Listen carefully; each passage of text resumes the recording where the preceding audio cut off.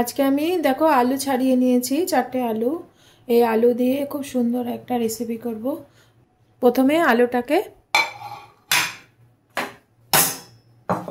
কুড়িয়ে নেব।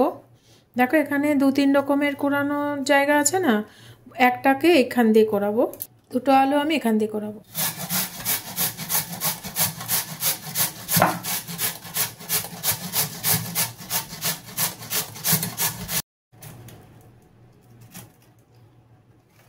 দেখো আমি এটাকে কুড়িয়ে নিলাম, দুটো আলুকে। এই কুড়োনো আলুর মধ্যে প্রথমে অল্প একটুখানি সুগার দিলাম, অল্প অল্প করে সল্ট দিলাম। এরপরে দেখো কাশ্মীরি রেড চিলি পাউডার, এটা স্বাদের জন্য দেব, টেস্টের জন্য। অল্প করে চাট মশলা দেব। এরপরে দেখো গ্রিন কোরিয়েন্ডার নিয়ে নিয়েছি।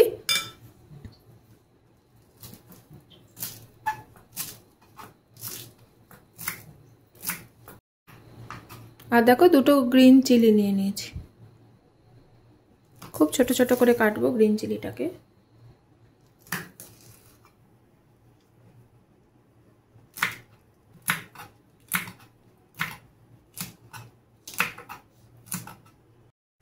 এবার এই গ্রিন কোরিয়েন্ডার লিফ আর গ্রিন চিলি এর মধ্যে দিয়ে দিলাম।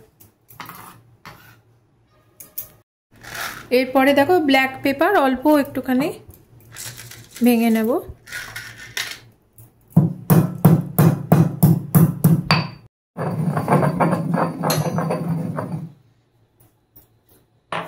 দেখো ব্ল্যাক পেপারটা অল্প একটু ভাঙা ভাঙা হয়ে গেছে, এই অবস্থায় আমি এটা দেব টেস্টের জন্য। আর এর মধ্যে কিছুটা ব্ল্যাক সল্ট দেব অল্প করে, কারণ এর মধ্যে এমনি সল্ট দিয়ে দিয়েছি, এটা শুধু টেস্টের জন্য দেবো অল্প করে। সব কিছু দেওয়া হয়ে গেল, এবারে আমি এটাকে খুব ভালো করে মেখে নেব। এর মধ্যে দেখো সল্ট দেওয়া হয়েছে তো সেই জন্য একটু জল বেরোচ্ছে। এই জলটাকে ঠিক করার জন্য আমি এর মধ্যে দেখো পোহা বা চিড়ে ছিল আমার কাছে, এটা দেব। অল্প একটু চিড়ে দিয়ে মাখবো, দেখো জলটা শুকিয়ে যাবে।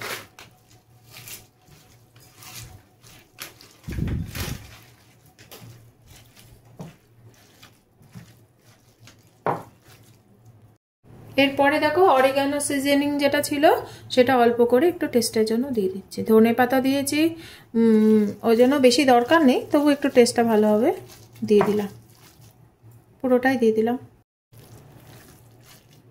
দেখো সব শুদ্ধ মাখা হয়ে গেল। চিড়েটা এখনো নরম হয়নি, একটু শক্ত শক্ত আছে, ততক্ষণ এটা থাকুক। আমি ততক্ষণ আর দুটো যে আলু আছে ওটা কেটে নিই। দেখো পরের আলু দুটো কাটার জন্য আমি একটু জল নিয়ে নিয়েছি। আর প্রথম আলুটা আমি এইটা দিয়ে করেছি, দেখো এটা একদম ছোট, এটা মিডিল। আমি বড়টা দিয়ে পরের আলুটা আমি কাটবো, এই জলের মধ্যে কাটবো,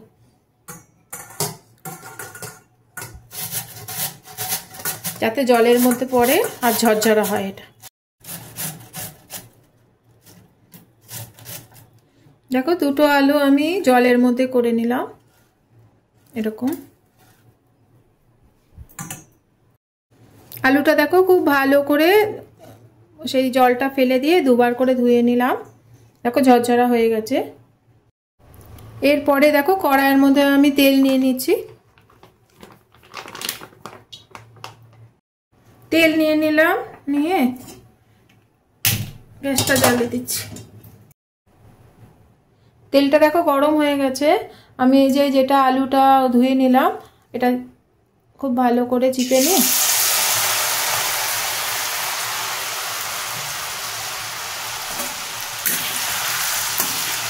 এরকম করে ভেজে নেব।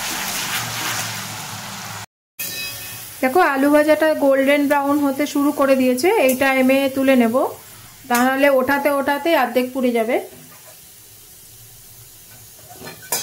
তেলটা ছেঁকে তুলে নিলাম।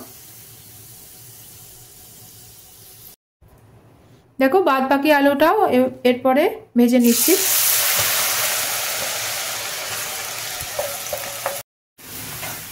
সেকেন্ড টাইম যেটা ভাজতে শুরু করলাম সেটাও দেখো ভাজা হয়ে গেছে, এটাও তুলে নেই তেল ছেঁকে ছেঁকে।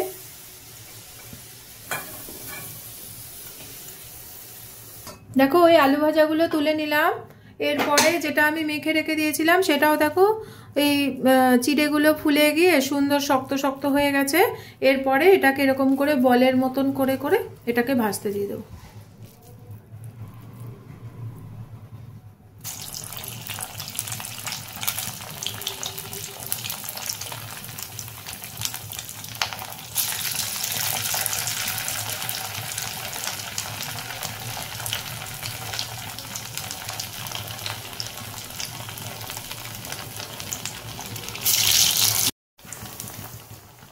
সব কটা ভাজা দেখো আমি উল্টে দিলাম, ভাজা হোক আস্তে আস্তে। ভাজাগুলো হয়ে গেল, আমি একটা একটা করে তুলে নেই।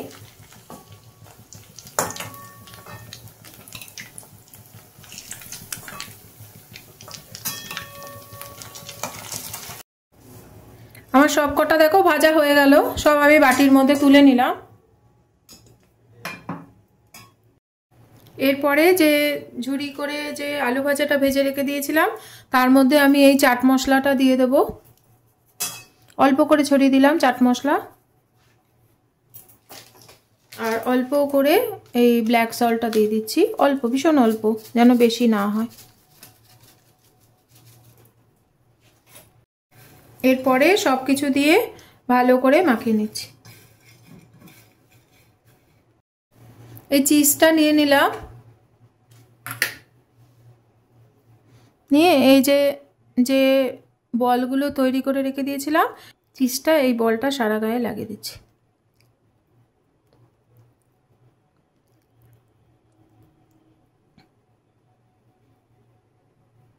দিয়ে এই আলু ভাজাগুলোর মধ্যে এটা দিয়ে দিচ্ছি।